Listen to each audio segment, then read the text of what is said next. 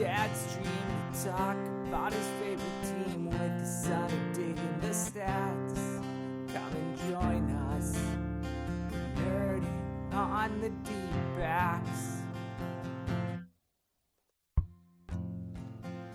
Hello, welcome to Nerding on the Dbacks. We are back from our, About 5-week hiatus. You guys can't see, but so if you recall, I had knee surgery. It went as well as could be expected. I tore some cartilage, and so I'm on recovery. Got to drop the walking aids, the crutches, about a week ago or so, about 10 days ago. So I'm back to kind of normal life, and getting to resume the podcast here. Good enough to resume the podcast anyway. And so I'm trying to catch up on so much after being not just baseball wise, but just life.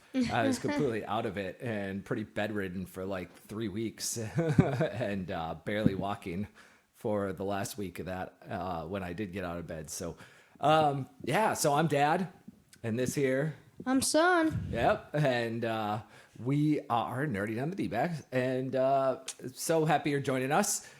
If you if you feel like it, if you're tuning back in, go ahead and smash that like button, subscribe, comment, and what do we always say, Phoenix?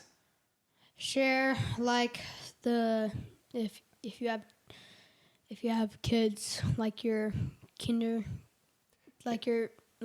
I guess. I don't. Channel your inner kindergartner and share. That's it. Yeah. So. Or if you didn't go to kindergarten, channel your. Just share. Yeah. If you didn't go to kindergarten yet, like you're still in preschool and you're listening to this, you got some amazing parents.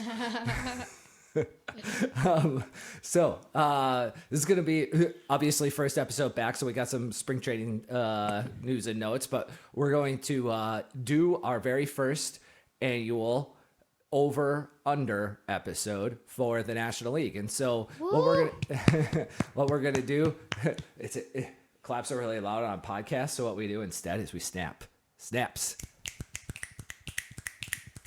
Yeah. And so I think you could tell I've never been on a podcast before.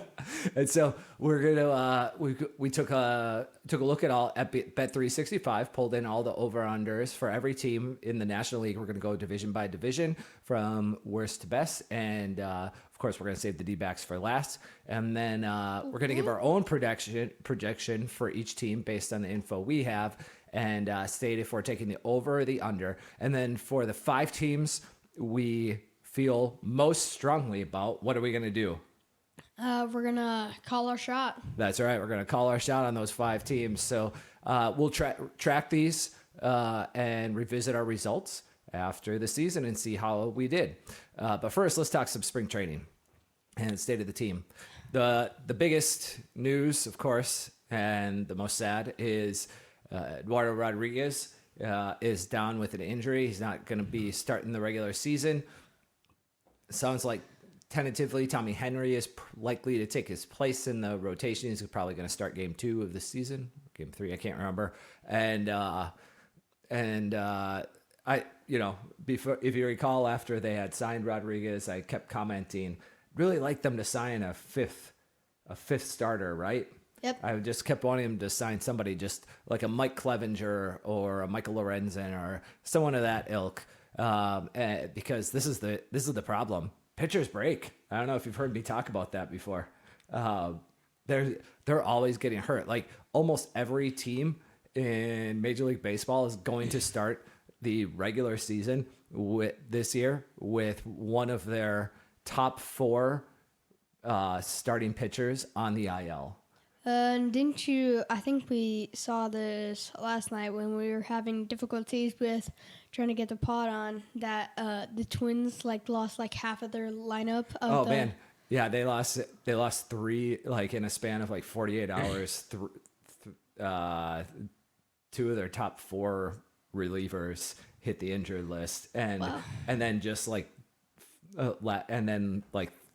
days after that came out, another one of their relievers, one of the guys they traded for, is going to the IL as well. Oh my So goodness. yeah, pitchers break at such an alarming rate, and so this is why I really wanted to see them sign another starter. On the plus side, Ryan Nelson has been on absolute fire in this spring training. He's throwing gas. He's striking guys out. Certainly relieves some concerns with the Rodriguez loss. He looks like he maybe found something and turned a corner, because his stuff is looking very different. His pitch modeling is looking fantastic. His fastball's looking good. It's playing up, making the slider play up, and change up, and just that extra velo is terrific, and he's holding it deepish into the game. He's pitching like a top 4 guy right now. So yeah,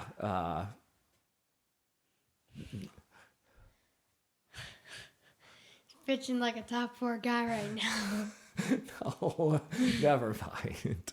Yeah, his whiffs, Ks, his walk rate, he's crushing it with all those metrics. And those are the things that I've mentioned before in spring training. Those are kind of considered sticky stats. I didn't know what you wanted me to say there. Just, if you ever have questions, just ask questions. That's all. Ask lots of questions. So whiffs, do you know what a whiff is? When you don't hit the ball. Yeah, so it's when you swing and miss. Yeah, so swings and misses are called whiffs, and they record those separately. And so he's getting a lot of swings and misses, and then a lot of strikeouts, and his walk rate's looking crisp so far. And like I said, those are sticky. Oftentimes you'll see a pitcher, their strikeout rate and walk rate, there aren't very many statistics in spring training that are valuable, right? For the regular season. Yeah. Why do they call strikeouts Ks? That is a really good question. I have no idea. Like they had 26 letters and they just picked K. That's something we should maybe look into and post that up on our Twitter account. I like that. That's a good question. I'm just gonna take a guess here that they couldn't put S because they already had single used in the stat column for a statistic. 25. And so since the K is and they already had T for a triple, and since the K is like the accented letter, I'm guessing they decided to call it a strike. K, that probably sounded terrible on the microphone. I'm sorry, everybody who's listening. And so, you'll edit it out. yeah. Hopefully. So yeah, he's. There are a few statistics from spring training that carry over into the regular season. Are very predictable. You're better off usually looking at the previous season statistics than spring training statistics for what they're about to do in the upcoming season. But for pitchers and hitters, frankly, but more so for pitchers because there's such a larger sample size, strikeouts, strike rate and walk rate are two of the things that are pretty predictive of regular season stats. So that part's awesome. Another one that's really predictive is stolen bases is another one that's really predictive and holds pretty true going into the regular season. So, and we call that one Z. They actually just went with SBs there. I don't know. Baseball is a weird game. And so in regards to the Rodriguez injury, though, in response, there's some chatter out there that the Dbacks are chatting with Jordan Montgomery, who's kind of the last awesome starting pitcher left on the free agent market. And I'm not expecting that to happen, but if they signed him, that would immediately vault the Diamondbacks into a solid lock for a wild card spot instead of the quagmire that they find themselves in now after all the moves by the Giants and Padres over the last few weeks. So we'll see what they decide to do there. Randall Grichuk, their other free agent signing, one of their other free agent signings in the offseason, he's not going to be ready. He had bone spurs removed from his foot, I believe.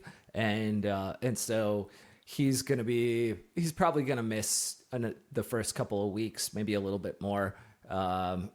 probably the first 4 weeks because he's going to have to get in some AAA games to get caught up and get ready to get his bat in place to join the regular season, join the team during the regular season. But they're going to miss him. He's a really, he is the complement for all the left-handed outfielders and DH guys that they have. And he's the guy they were kind of counting on to bring in versus lefties. As long as he's around for most of the season, bone spurs are not something that's going to be debilitating for the whole season. So he should be back. He should be crushing it, come June for the team, all tuned back up and playing that role well. So, and then Blaze Alexander, he is the talk of spring training. He's had a lot, he's come up, he's made quite an impression, stolen a lot of bases like that, right? And like I said, sticky. The one thing I'm worried about with Blaze is he has he has kind of a high strikeout rate this spring still, and he hasn't walked much, barely at all. And his baseball back, I call it his baseball card numbers. They look good, but that's not how 29 of the 30 MLB teams make decisions. Which like team this. is the 30th? Is it the Nationals? Nope. That's a good guess though. It's the other worst team in the National League. It's the Rockies. By all accounts, they don't use the kind of stuff we're about to talk about. And so what the other 29 teams generally use is they're using swing decisions and swing grades for evaluations. So that's how they're kind of, rather than baseball statistics, they have models that they're capturing that data and they're putting into and grading it out. Do you know what team the Dbacks are on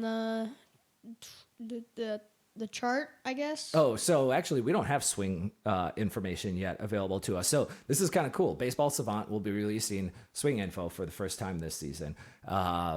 And so StatCast has been tracking swings since about 2018, but it only gets shared with the teams. And with this data and similar data, teams typically evaluate how good a hitter is. Teams don't use stuff like OPS or batting average or that sort of thing. That's kind of, that's a results of a process, and they care about the process that a player is going through.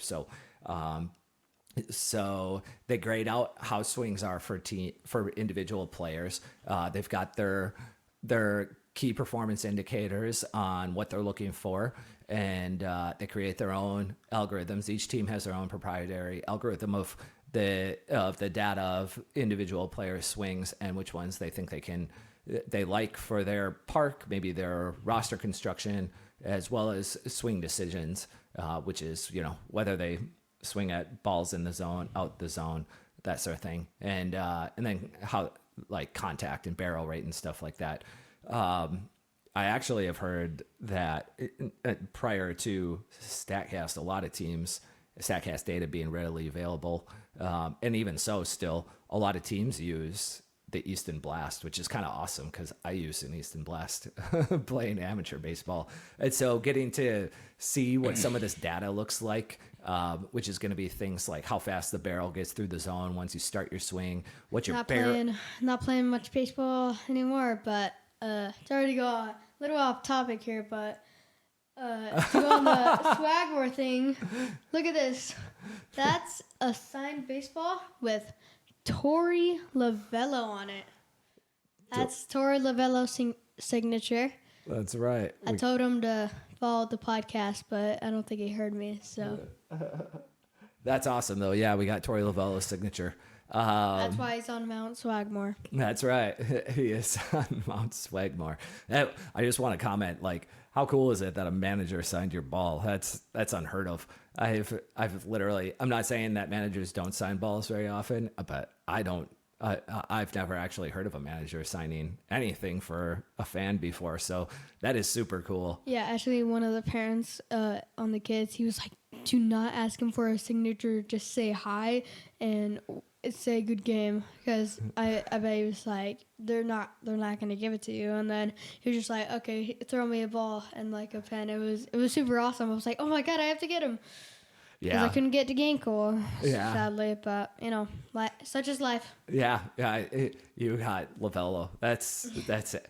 I can't believe I'm going to say this. That's even cooler just because of the rarity of something like that. Yeah, so getting back to swings, barrel angle through the zone, which is like what your barrel, how your barrel goes through as it goes through, and then what the angle is. If you got a nice little uppercut to it, just a little bit, and then bat angle, which is like if your bat is angled like this or this as it's going through the zone. Oops. And then like contact rate on swings in the zone, out the zone. So many more metrics than I want to list off or even know about. I mean, there's so much out there. So it's going to be fun to see that data throughout the season of guys and even comparing my own numbers to what those guys do. I'm kind of interested. So back to Blaze. There's plenty of at-bats to be had, though. He is a shortstop, and I've made comments about it all off season. A lot of people really like Perdomo, and he's fine, but man, he's had a rough spring, and could definitely use this bat versus left-handed pitching out of the shortstop position. There's plenty of at-bats to be had at shortstop until Lawler finally forces his way onto this roster, and he looks like he's ready to do that at some point this season. I hope he is. And maybe he can play the outfield because he'd be a nice substitute for Grichuk while Grichuk's not around for sure. And there's pretty much 4 guys who are competing for 3 spots left on the bench between Blaze, McCarthy, Peterson, Rivera. I'm curious to see who makes it. Peterson is got a guaranteed contract. He'd probably slide through waivers unclaimed if they wanted to stash him. I don't know if he'd accept the assignment, but they could probably do it. And then McCarthy's got an option. Rivera's out of options, so they'd have to slide him through the waiver system as well. I don't know if he would make it, but we'll see what they decide to do. I'm really curious. It's probably not worth losing a player over because guys get hurt all the time. So my guess is Jake goes down, and Jake or Blaze go down. Rivera and Peterson's spots are probably pretty safe, at least to start the season. Peterson, not Peterson. Jace.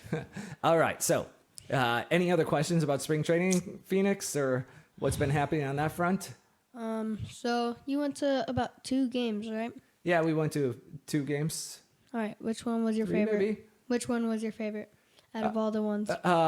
Well, I only made it to the 1, but I was chilling out on video with you guys on a couple others. So I think you guys went to 3 in total, and I went to 1. And so, well, my favorite game was probably the one I got to Lavella's signature. The Angels game. Yeah, that's the one I was at too. So it was really packed because it wasn't the Angels, was it? Yeah, it was the Angels. It was the Angels. Yep. Yeah. Got to see Mike Trout. So yeah, very cool. So that's the state of the team. Yeah, excited for opening day to be here. We'll be there. Are you going to be there? Let us know. We'd love to meet you. Yeah, if you're around, absolutely. And so enough about that. Let's get on to our over-unders. So what we're going to do, we already described it a little bit. We're going to go through some of the numbers, and then we are going to talk about some of the changes. I don't want to go too deep into the changes for each team because it could take a little while, but we'll just hit some of the most important beats that each team made for changes. So let's start with the National League East. We're going to finish with the West, and we're going to start at the bottom. So first team up, the Washington Nationals, which amazingly already got talk on this pod. What was their record in 2023, Phoenix? It was a 71. That's right. And what was their Pythag? Their Pythag was 63. That's right. I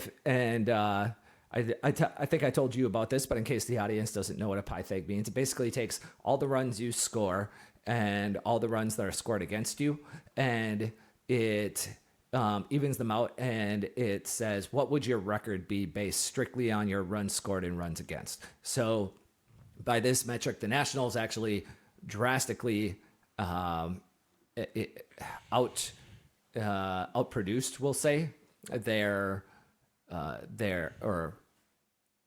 outproduced their Pythagorean win record, or their wins, by 8. So they really got, probably, it's a way to look at a team and say they probably got lucky. They probably won one run in extra inning games that they shouldn't have, and they had, or maybe they had poor sequencing and they came up with some clutch hits. I don't know, but the 2024 projection for the Nationals this year is 66 from Fangraphs, and from Baseball Prospectus it's 58.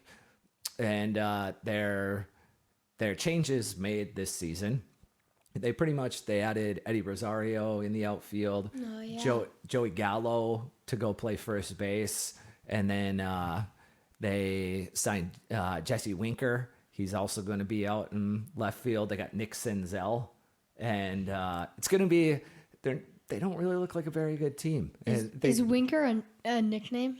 Nope, that's his actual name. Oh, I would love my last name to be Winker. When the teacher calls my name, Phoenix Winker, I can barely wink. I can barely wink. It's me. I love it. Yes, we should. You are the biggest winker in school, huh? You're the most amazing winker I know. And I can't wink. That would be great. Wouldn't that be ironic if you really couldn't wink and your last name was Winker? That'd be really. I mean, I guess my last name's Wagoner, and I don't really know how to build a wagon. Oh. That's not really true. I could probably build a wagon, but it would. I do it out of Legos, so with the kid. So yeah, they don't really have, their starting rotation is projected to be the second worst starting rotation in the league. I honestly think, there's a couple of tricks to doing over and under. So I'm gonna let you guys know here, the over-under is set at 66.5 for the Nationals. And I am going to take a heavy under on those Nationals. They do not look good. They got a couple of young guys in their lineup, but man, they look rough. Mackenzie Gore and CJ Abrams are kind of it for bright spots on this team. And so the other thing about it, there's two things. So because every team's over under, not every team, but a lot of them, when bookmakers set the over under, they're not setting it for necessarily what they think the team's actual record is going to be. What they're setting it for is a record that they can get half the bets as the over and half the bets as the under, or at least half the money on the over and half the money on the under.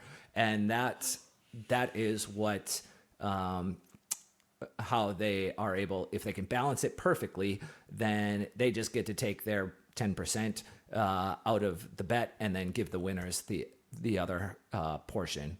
And so that's how over unders are set. As a result, more fans are betting overs, right? Especially, and the biggest fan bases like the Dodgers, the Yankees, you're going to see some inflated, even like the Red Sox and the Cubs, you're going to see some inflated overs versus what their projections are, because of a lot of fans of those teams, and every team, but those teams in particular, they get a lot of overs bet on them. So bookmakers raise the over unders for those teams so that they can balance that money that comes in on both sides. And the other part is, typically when you're the worst team in a division, you get absolutely destroyed by the other four teams. By being the worst team in the division, you're usually trading off any good pieces that you have at the trade deadline, so your numbers actually get worse than your projections for the last couple of months of the season. And you also just kind of, you're the punching bag for all the other teams above you.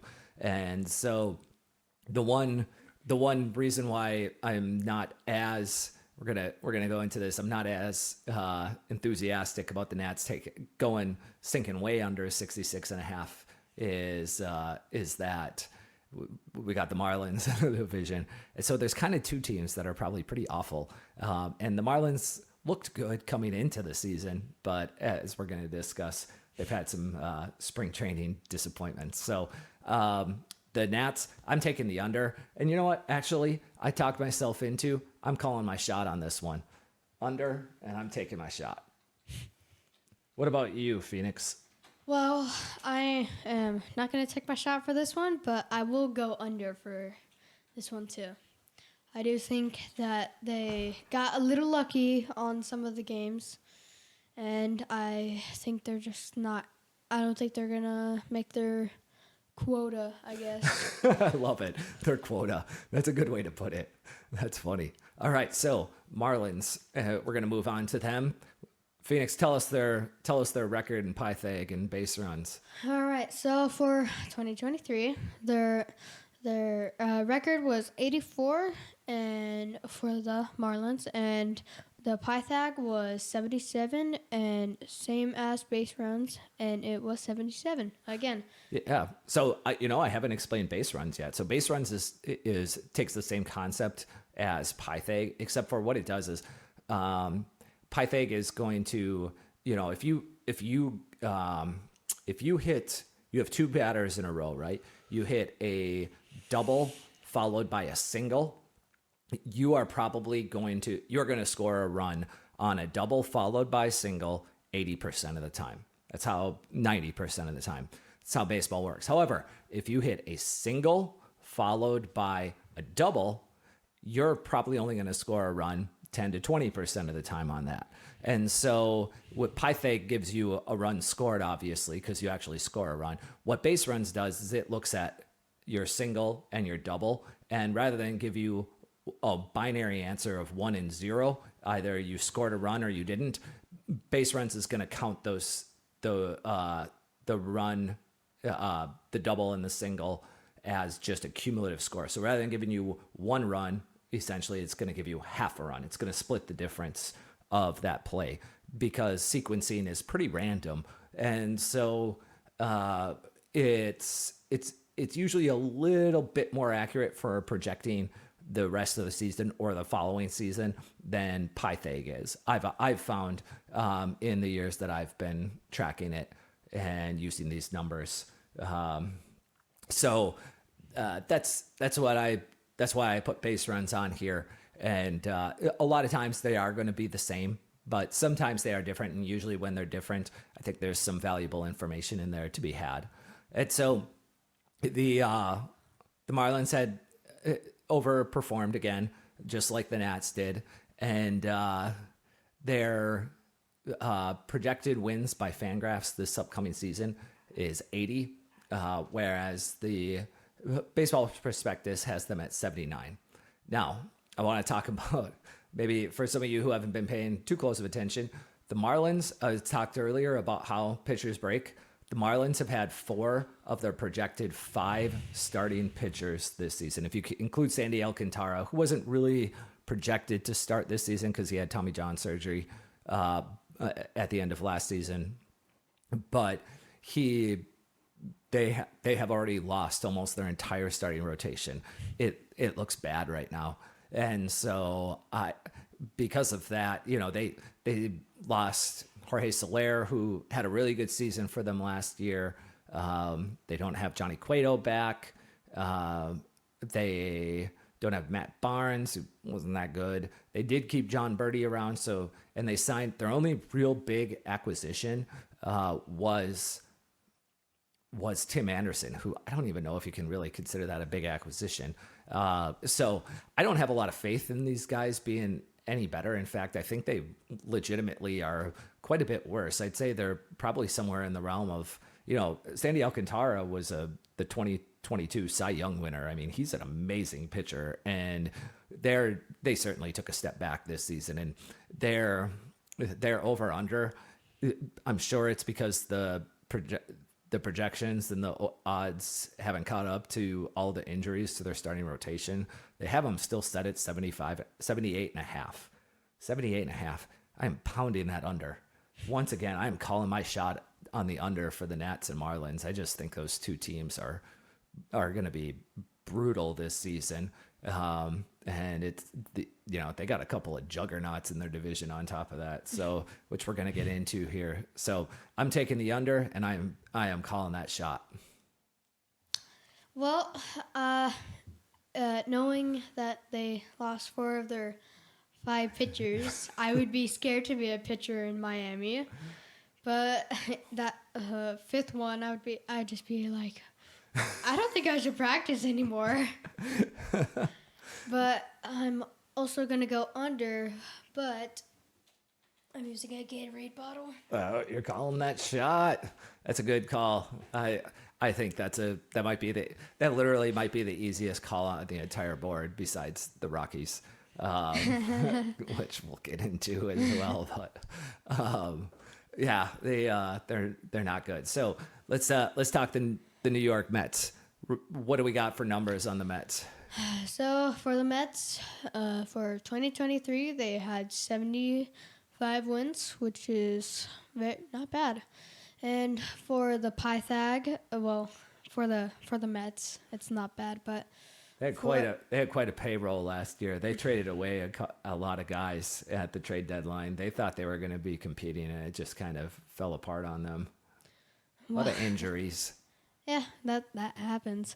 For their Pythag, they got 79, and for base runs, again 79. Yeah, and their Fangraphs projection this year is 81, and Baseball Prospectus has them at 84. Their over/under is set at 82.5, and so the Mets they weren't. They were pretty active, but they were all just kind of fringe moves. So they signed Sean Manaea, who's an okay pitcher. He's fine. He's a fifth. He's okay. Like I said, he's an okay pitcher. Luis Severino, I got to give him some credit. Luis Severino and Harrison Bader are both guys who could have incredible bounce back seasons. They've been very injured the last couple of years, and they both were quite impressive players prior to that, and they're both, I believe, on the underside of 30 years old. And so those could be 2 really great additions if Severino finds his stuff again. I mean, there was chatter about him back in like 2019, 2020, 2021 about him being a future Cy Young winner, and it just all went off the rails in 2022 and 2023 with injuries. And so we'll see if he can get it back. He was absolutely terrible last year, but he might still have something. He might have it back, get it back in the tank and crush it. Ottavino is a great reliever. If you've never watched it, go look up the Adam Ottavino slider. It's really the most ridiculous slider you've ever seen in your life. The pitch moves like 15 inches. It's ridiculous. It almost moves the entire width of the plate. It's unreal. And then they got a handful of other guys that they picked up. Again, just a lot of fringe players. They even signed Michael Tonkin, who I don't think has played Major League Baseball since like 2016 or something like that. It's been like 7-8 seasons. It's pretty incredible. So that's a cool story. But I just don't know. I don't know how much improvement you're going to see out of these guys. The one thing I don't have listed here that they did because it's real recent, they signed JD Martinez. And so they should have a pretty good lineup. Their rotation is very suspect. They're over under, like I said, set at 82.5. That's actually a really, really good over under. And I am going to go over. And the only reason I'm saying that is because they have the Marlins and Nationals in their division. If the Marlins hadn't lost all of their pitchers to start the season, because there's another thing about pitchers being injured to start the season. When you're a pitcher who starts the season injured, you are statistically, they've done studies on this, pitchers who start the season on the injured list are more likely to miss more days after they come back from the injured list, they're due to injury, than if they never went on the injured list in the first place. So when you are starting on the injured list, it doesn't usually project well for your health for the full season. It's really interesting. So that always, I'm always leery of that. So I just really think, only because the Mets have got the Marlins in their division, that I think I'm taking the over on it. Whoops. They still got the polar bear. They still got Francisco Lindor, who's terrific. They got JD Martinez. They'll definitely score some runs. But yeah, I just... For me, I feel like JD Martinez is like definitely coming to the end of his career. And for the Mets, I just don't believe in them to get over 82. So I am going to go with the under. Yeah, I can't blame you here. I mean, they are the Mets. They are, this goes back to, you almost always want to take more unders than overs, because there are more wins in the over unders for the entire league than there are wins in the regular season to be had, if that makes sense. There's 2,430 games played in the regular season, and that means there's going to be 2,430 wins and losses, and if you add up the odds, the over unders, the numbers actually add up to like 2,045 wins, which is it adds up to like 2,000 too many wins than is possible for it to be split evenly. I forget exactly what the number is. So yeah, you definitely want to take usually 8 or 9 unders when you're doing this sort of exercise. And so that's smart. And I don't blame you. The Mets always find a way to Mets. It's literally a baseball term that when you find a way to lose when you should win, you Metsed it. And so that's very on brand that you would choose them to do the under. I can appreciate that quite a bit. Phillies, the NLCS foes of the Diamondbacks in 2023. How did they finish the season, Phoenix? Well, they finished the season with 90 wins for 2023, and their Pythag was 94, and it's a occurring trend here. The base runs is 94. Yep, that's right. And their projections for Fangraphs is 85, and for Baseball Prospectus, it's also 85. I'm kind of surprised at that projection for the Phillies, being that they had such an incredible Pythag and base runs for 2023, and frankly, they didn't really do anything to get worse. They lost Michael Lorenzen and Craig Kimbrell, who, yeah, Kimbrell's really good.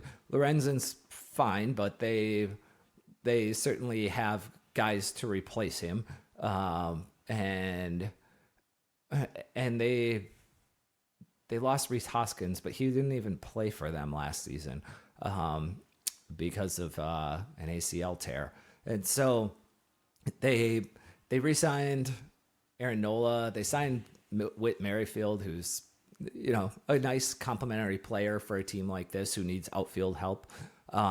They also signed Spencer Turnbull, who, if you don't know, was once a really highly touted pitching prospect and hasn't really figured it all out at the major league level. So a lot of times it's much more common for guys like that who have the raw tools but can't put it all together to finally figure it out at some point in their life. So I wouldn't be surprised if he turns into Michael Lorenzen campaign. And I just don't know. On top of that, Trey Turner is almost certainly going to have a better season than what he had last year. Bryce Harper is a year removed from Tommy John surgery now. And if there's anything that we've seen from a history of hitters who come back from Tommy John their first season, is usually lacking the power that the player has had. Like if you go back and look at Shohei Ohtani when he had Tommy John surgery and he played through through it essentially as a hitter. He didn't pitch that season, but he hit still, and his power numbers were way down that one season. It looks really weird on a baseball card, and so I wouldn't be surprised. Harper had a really low home run total last season. I expect him to bounce back this year. Turner to bounce back. Schwarber, it almost can't get worse than what he was last season. I just think they got a lot going for them, and they got a great rotation. I just think that I think they're getting underprojected. I don't know why so much they are underprojected by Fangraphs and Baseball's Prospectus. I feel like there's something that I'm missing about this with how good they were last year. But so I realize they don't have a lot of depth, and that's probably where these projections come from. If their top guys get hurt, they don't have real great players to replace them. And that's something that you kind of need for the regular season. But as we'll talk about with the Braves, sometimes your guys just stay healthy and you can crush it all season long. So I'm going to take the over on the Phillies, which I can't believe I'm going against the projections on these guys because I usually trust the projections. But in this instance, I just think they're wrong. I think 91, 92 wins. And again, due to the Nationals and Marlins too, I think potential 100 lost teams in their division. I think the Phillies could be on the biggest benefactors of that, and take the over on 90.5. It's a lot of wins, but I think they can do it. What about you? Yeah, I mean, thanks for coughing in my direction. I'm so sorry. It's okay. You didn't want me doing the mic. It's okay. But so I think I'm gonna go over because I just feel like they had a really good season. Last season, a really good season last season. That sounds a little weird. It's like saying same word in the same sentence. But yeah, I'm gonna go over because I think they're gonna get more than 90 wins, and I just think they can do it again. I would agree. Well, obviously. So very good. And so next up, we got the Braves. Braves are Braves. They added Chris Sale this offseason, who I know who has been injured a lot, but the thing that most people probably haven't paid attention about with Chris Sale is when he's healthy, he's been absolutely electric still. He has barely missed a step. So they picked up Chris Sale in a trade for their prospect Von Grissom. They traded Marco Gonzalez, who then they traded away right away. Or maybe they released him. I'm not quite sure. Oh no, they traded for Marco Gonzalez. Yes. And then they traded him to the Pirates. They added Ronaldo Lopez. That's kind of really the only noticeable addition, but I don't know. Their lineup was the best lineup in baseball last year. They scored the most runs. They played good defense. They are super deep. They have an insane starting rotation. Their bullpen is kind of the only place where they have a little bit of a question mark, but man, this team is as good as any team in Major League Baseball, I think. And what was their record last year? The record was 104 wins, and their Pythag is 103, and the base runs are also 103. Yeah, their Fangraphs this season is projecting them for 97. Baseball Prospectus is projecting them for 101. I gotta be honest, again, like this team's insane. This team is so good. I can't believe I'm doing this on a team that's got to win at least 102 games for this to happen, but I'm taking the over on the Braves. Again, the Nationals and Marlins being in this division and being so ugly looking right now really contributes to, I think, these top two teams in particular winning extra games than what they're projected for. And so I'm taking the over on the Braves. I don't feel real confident about it, but I'm taking the over. Okay, so for me, I think that the the 104 wins is absolutely very crazy to get in a single season. And the Braves, I'm gonna take the over. I think they can do it. Yeah, they had the home run champ from last year and Matt Olson. They had the MVP and Ronald Acuna. They got one of the best third basemen in baseball and Austin Riley, all around the infield. Their shortstop Orlando Arcia, who they just like picked up in a cast-off trade with the Brewers, turned in like a 2.5 win season. He was one of the best shortstops in the National League, and he batted 9th in this lineup. Like, they're insane. They got arguably the best pitcher, probably the odds-on favorite in the National League to win the Cy Young, and Spencer Steer. They got Max Fried and Chris Sale behind him in the rotation. Like, man, this team is stacked. It is just really impressive what they've put together, and they've got these guys on such long contracts. They're going to be together for a long time, punishing everybody in that National League East. So it'll be a fun, tough season out there. So let's move on to the Central. We'll try to go a little bit quicker here. Pirates, what were their record? The Pirates have 76 wins in 2023, 74 in Pythag, and 71 in base runs. That's right. So they got a little bit lucky maybe with scoring runs and definitely with some of their wins. So they are projected to win 77 this year, according to Fangraphs, 72 by Baseball Prospectus. And so if you notice a trend with these projections, it's usually that Fangraphs projections are usually closer to 500. They don't have too many outliers of teams that win 100 games. In fact, I don't think they project anybody to win 100 games this season, and they rarely project anybody to lose 100 games either. And actually, again, I don't think they project any team to lose 100 games. Maybe the A's. But even that, I'm not sure. I don't have that up here. But yeah, whereas Baseball's Prospectus has a wider range. They've got a couple of 101 win projections here in the National League, and a couple of 100 loss season projections as well. So a little more spacing in that Baseball Prospectus projection, and it applies here as well. Fangraphs, they have a 77 win projection, and Baseball Prospectus, they have a 72 win projection. I do think that they will be a better team this season. They have a little bit better pitching, including Mitch Keller, who's a really good pitcher. They're going to have O'Neal Cruz back and healthy this season, who's absolutely incredible. He's kind of like, ironically, he's kind of Ellie De La Cruz like, plays shortstop, really tall, really, really fast, hits the ball a freaking mile. And so I'm really excited to watch him play again this season. Brian Hayes at third base might finally pull it all together. They got one of the best closers in the National League in Eric Bedard in the back of the bullpen. All of that said, the rest of the lineup all around is not very good. Their rotation their rotation is probably better than it was last year, after Oviedo and Mitch Keller, it's still really ugly. And I think they're probably the worst team in this division.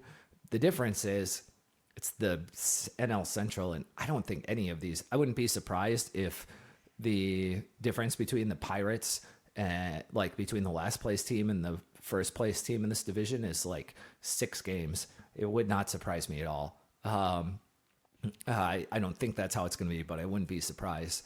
And so I am going to take the under on the Pirates at 73.5.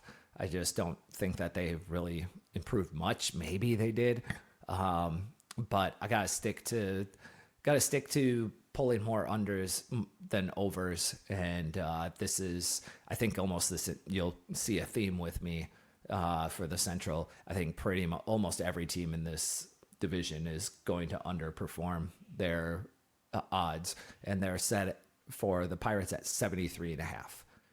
And I'm taking the under. What do you think, Phoenix?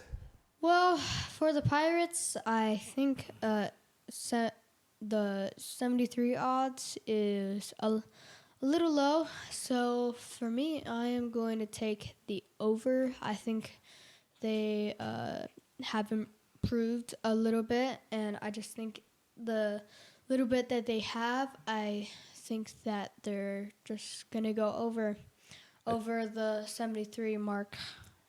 That's fair. I actually think the division probably is worse outside of the Pirates. The other four teams in the division are maybe not worse, but didn't really get any better for the most part. And I don't think, and I think the progression of the young guys, Henry Davis, Cabrian Hayes, and then the return of O'Neal Cruz, I think that will help. I wouldn't be surprised if they go over. I do think that they're the worst team in the division.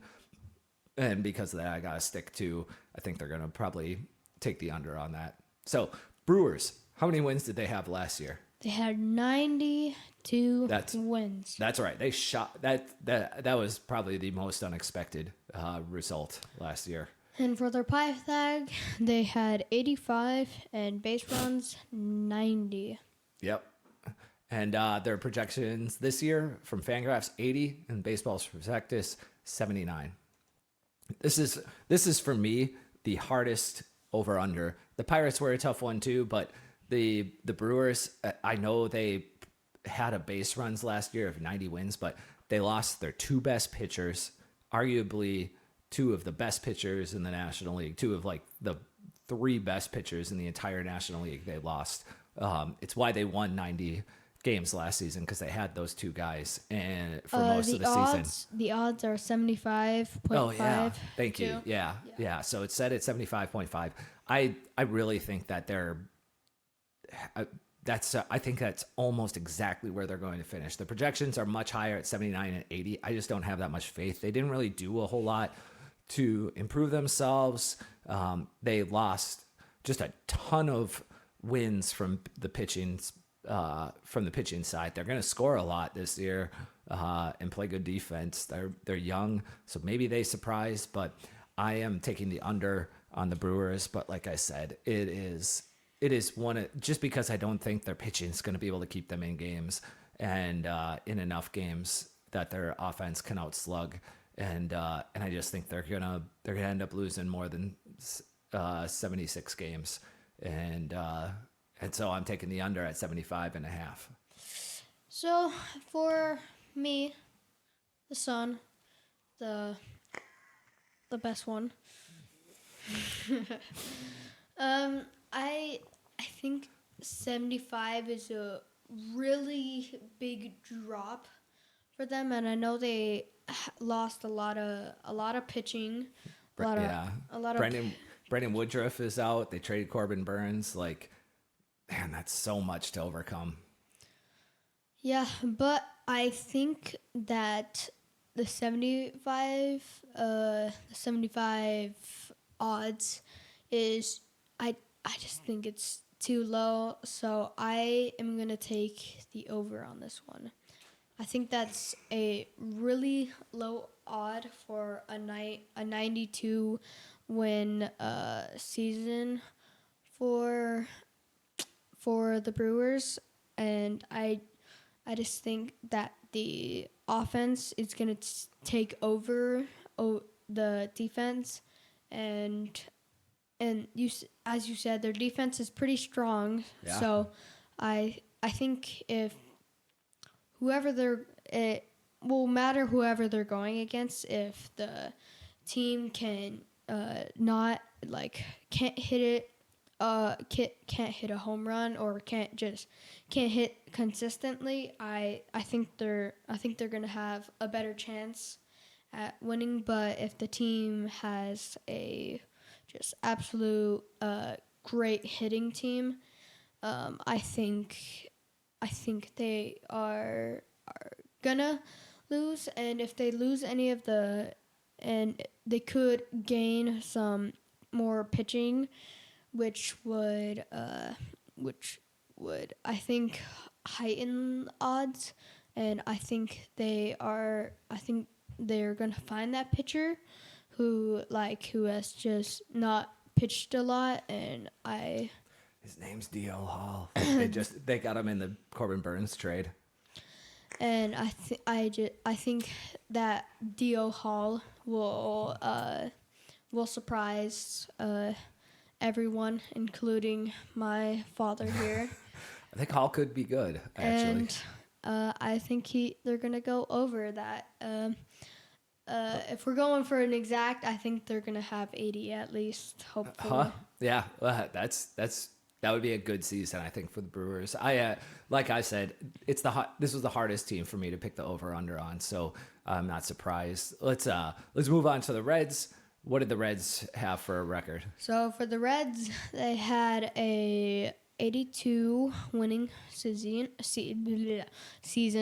and for their Pythag, they had 75, and for the base runs, they had 75.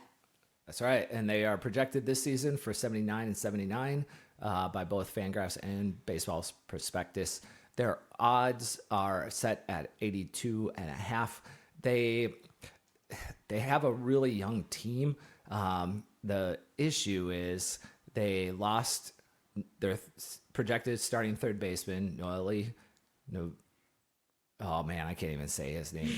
I know how I feel when I was trying to say Eugenio Suarez. Evoli. And so he got suspended for 80 games due to substance. They lost their starting center fielder with a fractured foot. He's going to be out, miss the first couple of months of the season. They did add Jeimer Candelario, so they'll probably slide him over to third base now. Oh, yeah, and then Matt McLean's out for an indefinite amount of time as well. They've just got so many injuries already on their team. They also play in the smallest park in baseball, so they give up, it's the most homer-friendly park in MLB, and it's really not even close. So pitching is tough there. They did sign Frankie Montas and Nick Martinez, so they did improve their pitching slightly.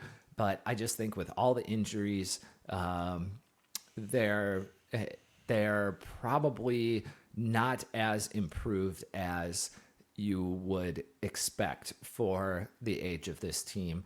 And unless if Montas comes back and has just a huge bounce back, and finally Nick Lodolo and Hunter take their big step forward that everyone's been expecting, and Abbott shows that last year was not a fluke and that he legitimately is going to be a wicked good pitcher in this league, I think maybe they could hit the over, but I just think that's a lot of ifs for this team. and so because of that, I'm taking the under on 82.5 for the Reds. What about you, Phoenix? So for the Reds, I want to take the under because I feel like just for them to hit 82 again would be hard, and I'm also calling your shot. Call my shot for this one. I think they're not gonna hit 82 or even near that. I just don't believe in the Reds because I just don't think they're gonna. Doesn't take much to just see 3 home runs hit out of the park in a row against that pitching staff. They are a home run happy pitching staff, unfortunately, which doesn't work real well for a home run friendly ballpark. Yeah, and their pitching, like you said, their pitching is just not great. And for the people, the teams who are in this Central Division, I think they're just gonna get destroyed and not get anywhere near the 82 mark. All right. So we're gonna move on to the Cubs. Tell us about the Cubs season. So the Cubs for 2023 had 83 wins, 91 Pythag, and base run was 91. That's right. They had an incredible season last year that kind of like the Padres, which we'll discuss later, that did not show up in the actual record. And again, kind of surprised like the Phillies, that after such a good season in 2023 and not losing too much, that they are projected to only win 81 games by both Fangraphs and Baseball Prospectus. Their offseason, they brought Bellinger back. They lost Heimer Candelario, but Candelario was only on the team for 2 months. Obviously, like we just mentioned, he signed with the Reds. Stroman pitched, I think, 100 innings for them, and that's not good, but they got Imawaga, I think is how you say his name, Japanese pitcher. And so I think they're much closer to this 91 than they are to this 81. And the over-under is set at 83 and a half. And so while I usually think that hitting the under on the Cubs is a good idea, I think people are sleeping on the Cubs this year.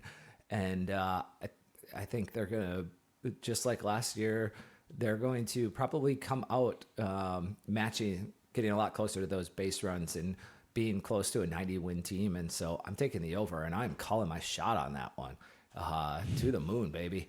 And so what do you think, Phoenix, with the Cubs here? For the Cubs, I don't feel like calling my shot on this one. I just don't think that they're gonna get more, like a lot more than 83. But I do think they're gonna get over 83, and everybody's sleeping on them.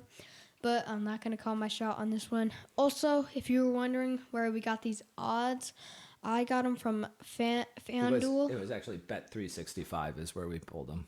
Oh, okay. Yep. Well, got them from Bet365. And yeah, so that's where these odds are from, if you're wondering. And if you want to, I don't know, try your own chart. That's if right. You do, absolutely. Share it to us. Let us know where you disagree on all these. So let's move on to the Cardinals then.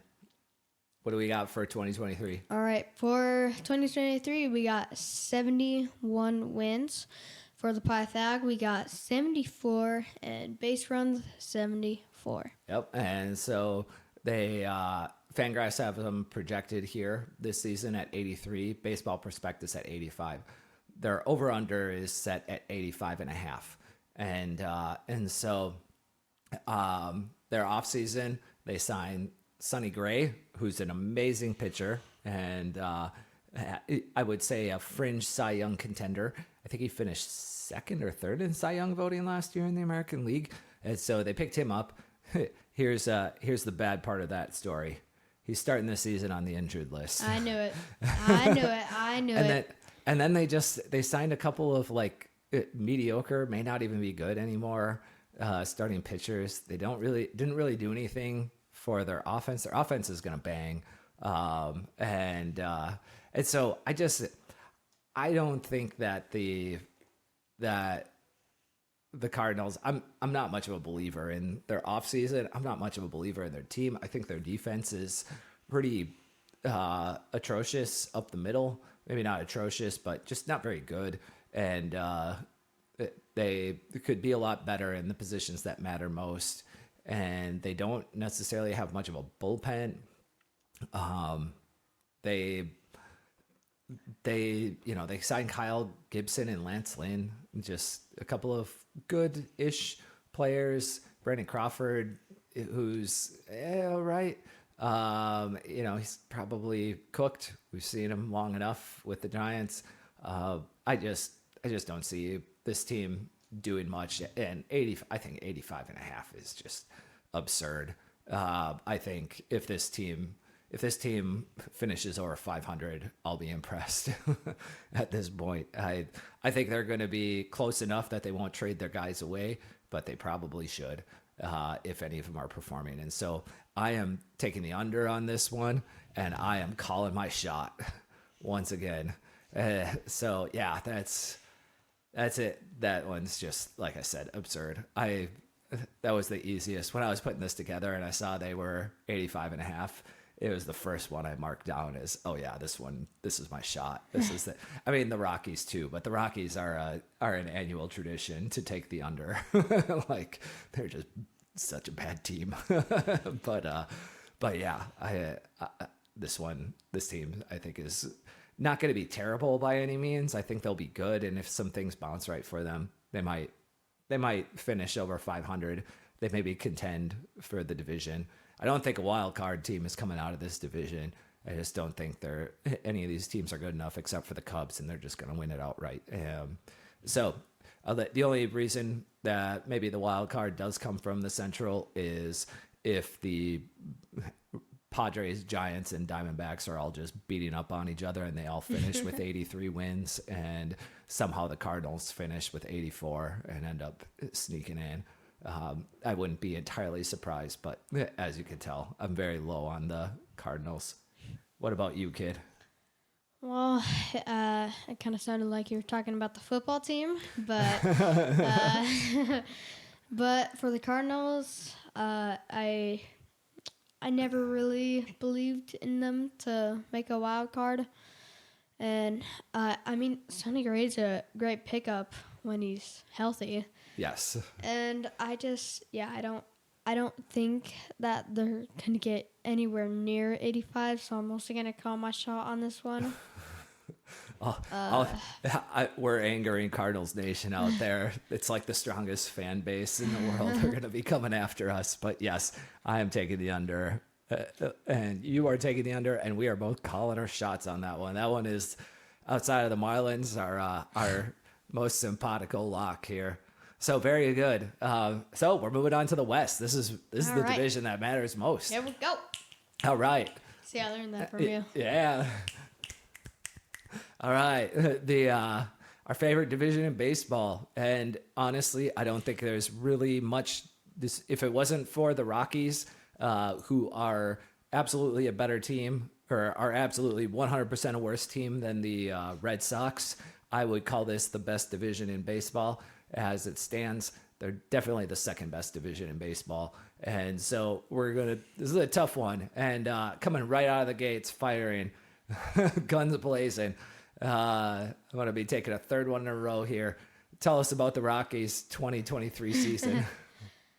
Well, you said they were coming out shooting their shots, and they had stormtrooper aim. So for the 2023 season, they had 59 wins, and their pi tag is 59, and base runs were 57. I got to tell you, I'm actually surprised that they won 59 games.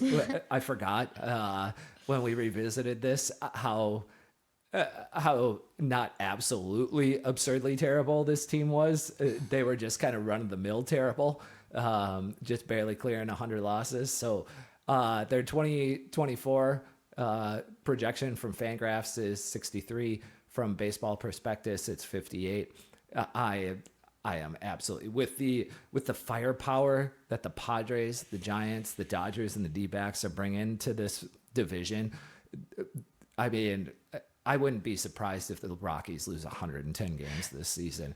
The Rockies are the Stormtroopers, and the Dodgers are the Darth Vaders of our thing. Yeah, and the Rockies. I don't think they pretty much made no major additions. They aren't really that young. I don't know how this team is better than they were a year ago. I think they're destined for no more than 54 wins. Again, I'm taking the under and I'm calling that shot. The Rockies, the Stormtroopers of the West. Of Major League Baseball, frankly. Yeah, at least the A's are terrible and are probably projected and are probably going to be worse than the Rockies from a record standpoint. But the A's are literally trying to be the worst team in baseball. That's really kind of almost without saying it directly, that's their unstated goal. They're pretty much pulling the Major League movie script of their owners just trying to get the hell out of Oakland, and so they're just tanking the roster to try to lose so they can get out of their lease and move to a new city. And the Rockies are trying, and they're that terrible. Yeah, for the Rockies, I'm just gonna go with the under on here. I'm not gonna call my shot for this one, but I will go with the under. Oh, I'm not gonna call my shot. Oh, you're not calling it. Yeah, Sorry. not calling it. See, if I raise the Gatorade bottle, I'm calling it. Yeah. All right. We can move on. Yeah, All it's going to be is just a discussion about how absurdly terrible the Rockies are. You stormtroopers. I hear they have computers, but they don't plug them in. So the Padres are up next. We're going to have a theme here with the Padres, Giants, and Dbacks. I'm just going to kill the suspense out the gate. They're all projected for 83, or their odds are all 83.5 wins, every single one of those teams. So, Except for the Dodgers. no, I said Padres, Giants, and Dbacks. So the Padres, tell us about the 2023 season. So they had 82 wins in 2023. Their Pythag was 91, and their base runs were 91.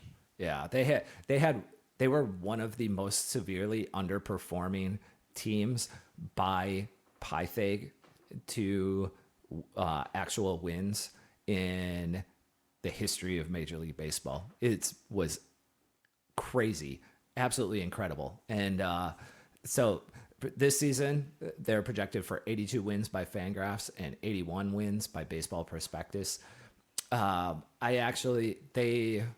They lost 3/5 of their starting rotation from last year.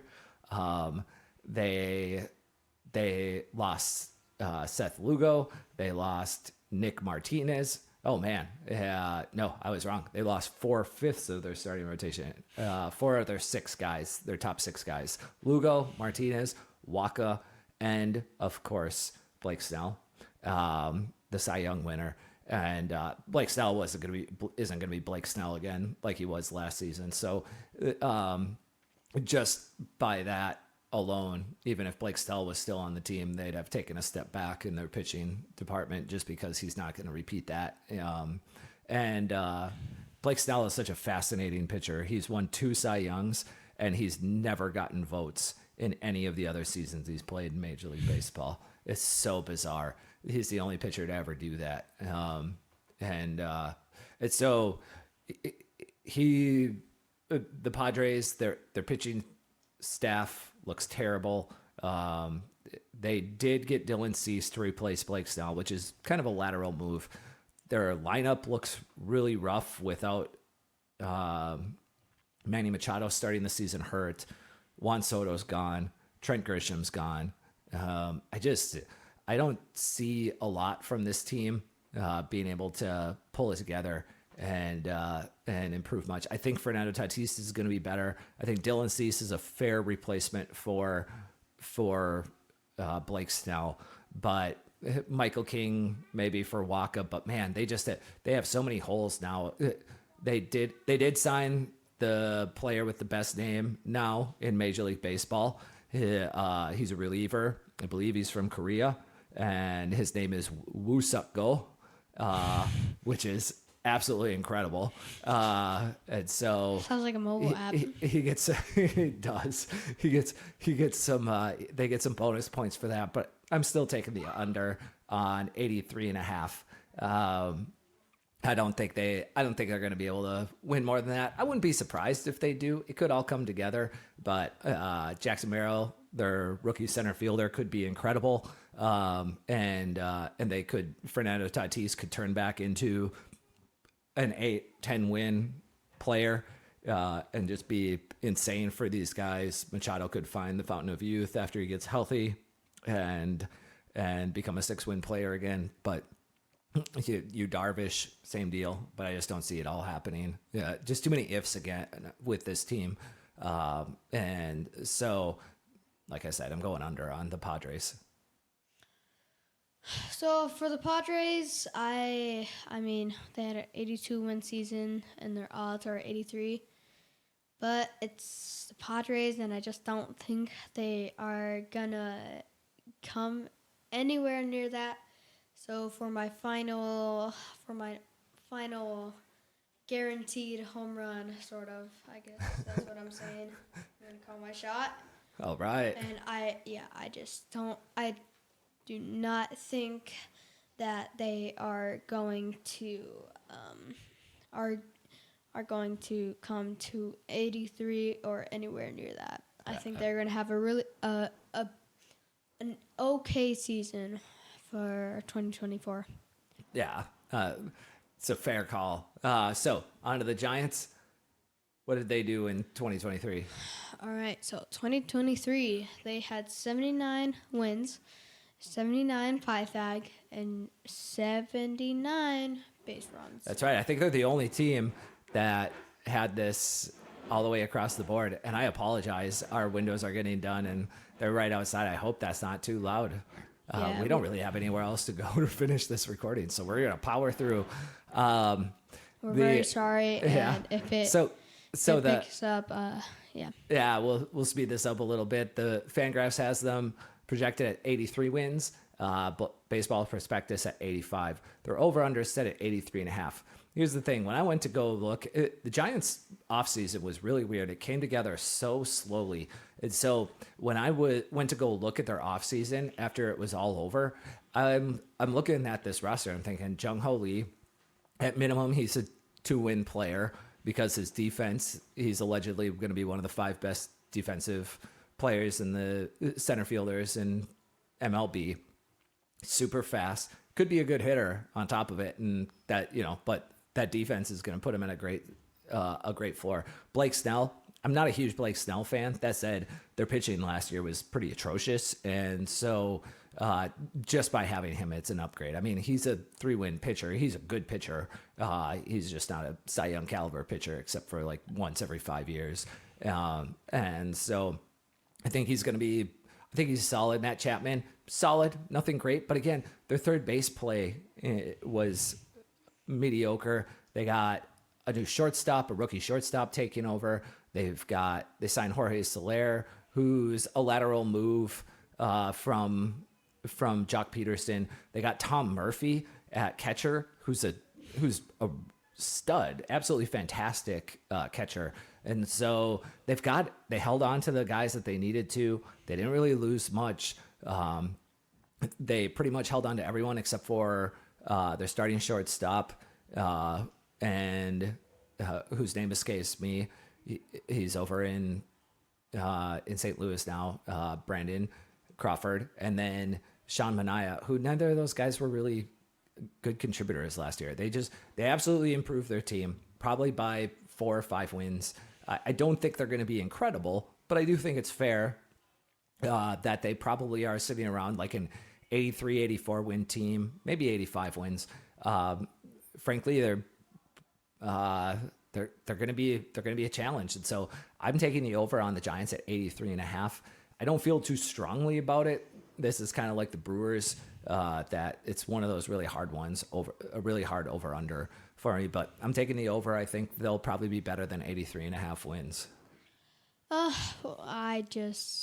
For the Giants, I think that they are just not going to perform to 83.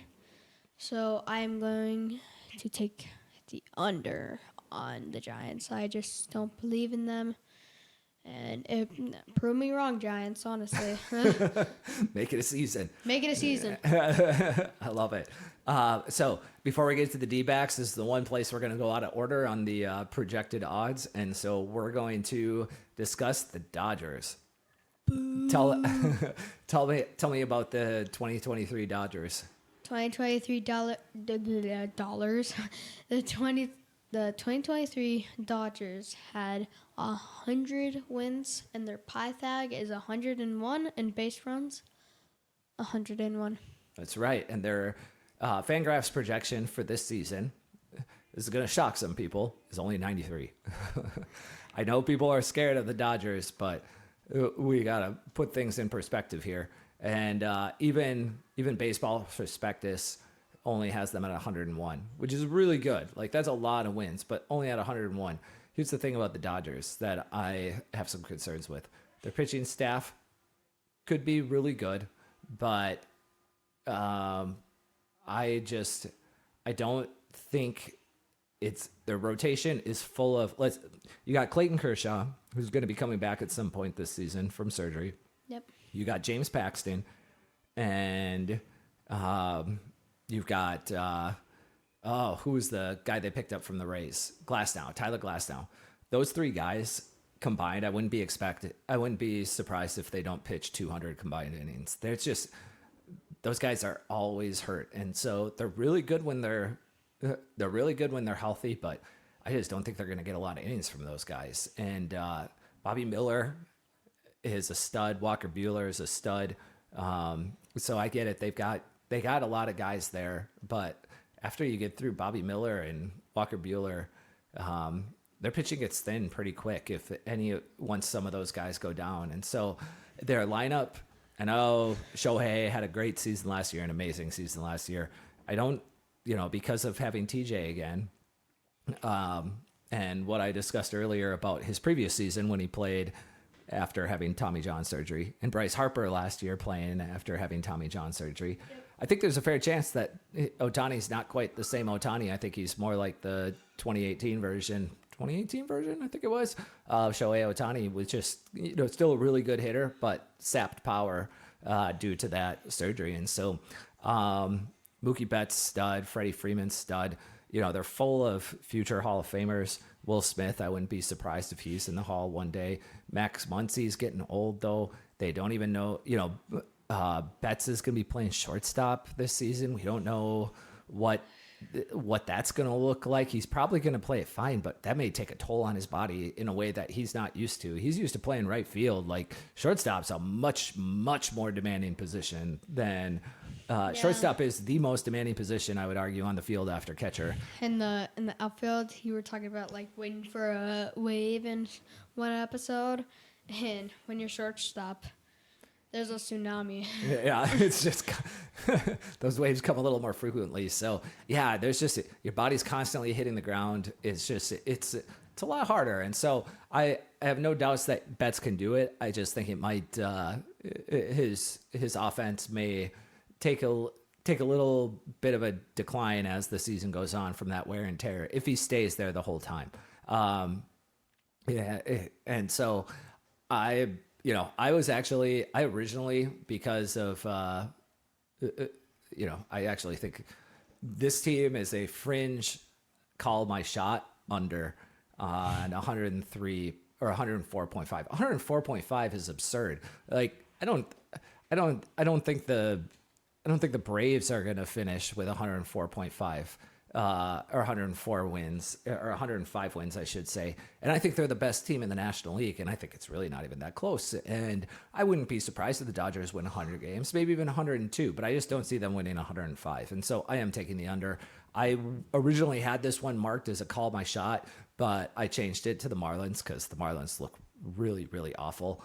And so it just makes more sense. It's easier to pick the unders on the bad teams than it is the overs on the unders on the good teams. So, because things are more likely to go right than wrong for the Dodgers, and they could easily win 105 games. But I don't think the team, as is currently constructed, is necessarily much better than what they were a year ago, and they only won 100 games last year. And so, next year will be different when Shohei's pitching in this rotation. And they got Glasnow and Buehler's back after a year of pitching post Tommy John surgery, and Bobby Miller's broken into the league. I think this team could easily be a 110 win team next year. I think this may be the best shot that the rest of the West is going to have to beat the Dodgers out. But this year I just don't see it. Mm-hmm. Let me swallow that water. For the Dodgers, 105 wins is a lot. Like, that's a crazy amount for the odds. So I I believe that they're going to get like at least 100, but not 105. That is absolutely crazy. So I'm going to go under for this one. Yeah, it also goes to what I had said before of absolutely people are putting too much money on them over for the Dodgers because the Dodgers are the talk of baseball right now. I forgot Yamamoto they have as well. But I mean, a lot of those Japanese pitchers when they come over, they don't fare awesome in their first season. It usually takes them a little while to start pitching up to their potential, and so Darvish wasn't that great in his first season. Daisuke was great in his first season, but a lot of these guys aren't. And so I'm just, when you have to adjust to a new league, it's like coming up, not from AAA, but it's different. The ball is different. If you don't know that, the ball is larger in Major League Baseball than it is in Japanese NPB. Isn't it like, it's like a rubber ball or something? No, it's just a little bit big. It's like 1 millimeter larger in Major League Baseball or something like that. And then it's probably because we use they use the metric system and we use the imperial system, so we measure it in inches. And so the ball's a little bit bigger. They have to pitch every 5th day in the States versus every 7th day in Japan. So they have to pitch a lot more frequently. And so I just don't expect Yamamoto to be a stud in his first season. He'll probably be good. I don't expect him to be bad by any means. And he'll probably be one of the, a solid number 2 pitcher by the time the playoffs roll around. I wouldn't be surprised. But, right now to start the season, I'd probably pin him more as a 3-4 starter. So, yeah, we're both taking the under on the Dodgers. I still think they're winning the division. Don't get me wrong, but I don't see them winning 105. So, on to our favorite team, the Dbacks. The Dbacks. Yeah, Lord is. So, tell us about their 2023 season. They had a amazing, absolutely fantastic 84-win season. That's right, and a World Series appearance. That playoff drive was awesome. So, but that's not why we're here to reminisce. Let's. I got to keep us on track. I'm sorry, I started to go off the rails. Continue on with their 2023 season. So for the Pythag, they got 80, and base runs, they got 80. That's right, and their Fangraphs projection is 83 wins. BP has them at 84. Over-under is set at 83.5, like we mentioned earlier. We know the additions. Rodriguez, fantastic. That he's on the injured list. Super bummer. And that said, it pretty much goes back to what the rotation was a year ago. Maybe they still make an upgrade for the rotation. If they get Jordan Montgomery, this projection goes up by at least 2 wins. And honestly, you need 6 pitchers to start the season. Like, every team needs 6 good MLB caliber pitchers. And with the way Ryan Nelson is pitching right now, if they add Jordan Montgomery, that gives this team 6 good MLB caliber pitchers, because one of them is going to be hurt all season long. Probably a couple. Like, the fact that they made it through last year with Merrill Kelly and Zach Gallen healthy the entire season is kind of remarkable, that those guys didn't really miss a game, and so a turn through the rotation. So I hope that happens, holds, but obviously Rodriguez is already down. Rodriguez has almost never been injured in his career. He's only gone on the IL, I think, once before this. I mean, so, pitchers are dependable until they're not. They're all injury prone, regardless of what you think. There are some that are more than others, like James Paxton and Tyler Glasnow, and Clayton Kershaw, but these guys, the one upside that the D-backs have in their pitching staff is velocity is what breaks elbows. Typically, the harder you throw, the more likely you are to break. And Zach Gallen, Merrill Kelly, Eduardo Rodriguez, none of those guys are fireballers per se. They all throw 93, 92, 94 miles per hour. That's not the kind of stress on an elbow that breaks at a really high rate. So I think they are, because of that. Ryan Nelson, however, throws 96, and he might break at a higher. That kind of pitcher breaks at a higher rate than the rest. So maybe they do go sign Jordan Montgomery. Montgomery's almost never been injured, and Montgomery doesn't throw that hard either. He's like a 93, 94 kind of guy as well. Those, I think if you want dependable pitchers, the best guys that you can pick up who don't throw in the high 90s are the guys that are probably going to stay in the rotation all season long, or at least the most likely to. And there's definitely correlation between velocity, or I should say causation between velocity and injuries. But the upgrades that they made around the diamond, Eugenio Suarez, I think, is a 2-win improvement at least on what they got at third base last season. I think they got negative 1.5 wins last season. Suarez, I would not be surprised if he puts up a 2-win season. That's 3 wins right there of an improvement. Gurriel's back. Jock Peterson, their DH position was kind of rough last year too. I know it was negative. I think it was the negative half a win. If Peterson and Grichuk can give them an improvement at DH of a couple of wins, Rodriguez gets back and gives them an improvement in the rotation around a couple of wins. I think it's easy to see this team winning 86, 87 games and still finishing second in the West. I got that DH draft all right. But I do want to know what your I do think over-under is. I do think the D-backs are an easy over at 83.5. Even with the improvements that the Padres and Giants have made, you got the Rockies to beat up on, and I don't think the Dodgers are quite as good as what people think they are going to be. And so I'm taking an easy over. Not calling my shot on that one.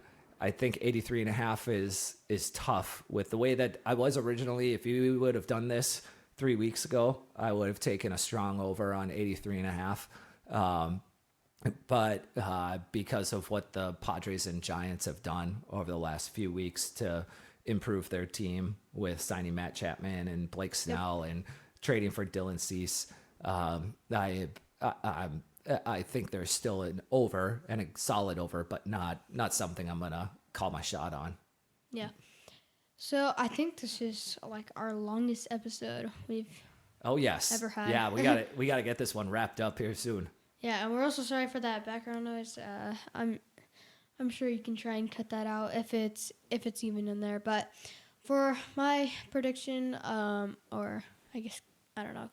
But I know I said that my last call the shot was on the Padres, but nope, it's gonna be on the D-backs. Woo! And I'm gonna go raise the flag. Gonna call my shot, and I'm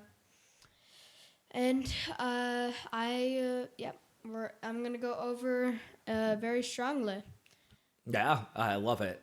Calling the shot on the D-backs. I don't blame you at all for this. It's a good spot to call a shot, and I'm saying that even if I was try to be very impartial about the way that I place my bets, we'll call it, because I don't like to lose, and so I just don't feel as strongly about that one as some of the other ones, and it's not because I don't feel like they're going to go over that by any means, and they're going to be solidly. I just think some of those other ones that I called my shot on, I think they're going to be a solid 4, 5, 6 games over under the odds, and I think the D-backs will be more like 2, 3 games, maybe 4 games over the odds. So just not enough. I'm just not as confident in that spacing, but I do think that they're solidly going to do that. So that's awesome. So to recap, for the Rockies, we both got under,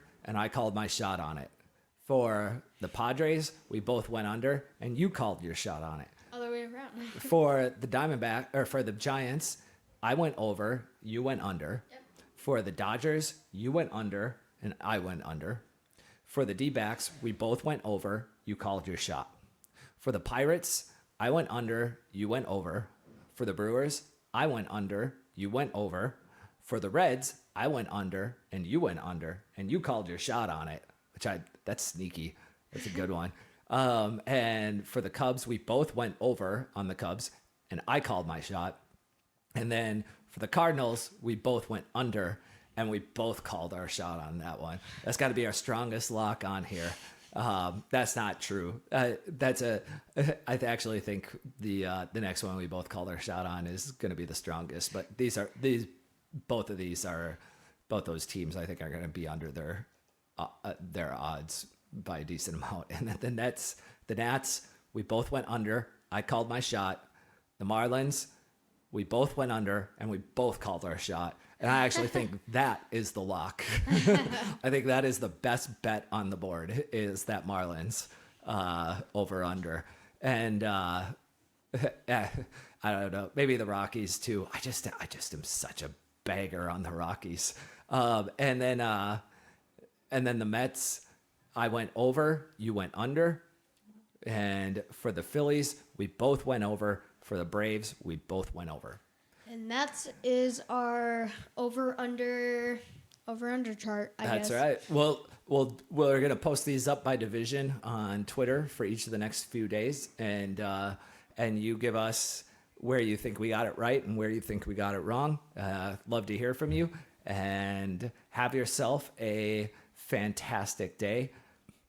We'll be back once, maybe twice more before opening day, and we'll definitely do a recap of being at opening day on Friday. I think this long episode is actually well deserved for us missing 5 weeks. I agree. So you get a bunch of us now. Yep. You get a bunch of us. We got some making up to do, and so rambling. We did that. We basically threw together. This is like the length of 3 of our episodes in one. So we could have split each of these divisions up into their own episode. I never even thought about doing that. Yeah. That might have been kind of fun, but this works out pretty well. Tell us what you think, where we got it right or we got it wrong. And with that, thank you for listening to the end. I can't believe you're still here. It means the world to us. Yeah. And please like, comment, subscribe, and most of all, share. All I right. love sharing. Peace out. Peace out, and we'll see you later. And Tori Lavello is definitely on Mount Swagmore. That's right. Bye.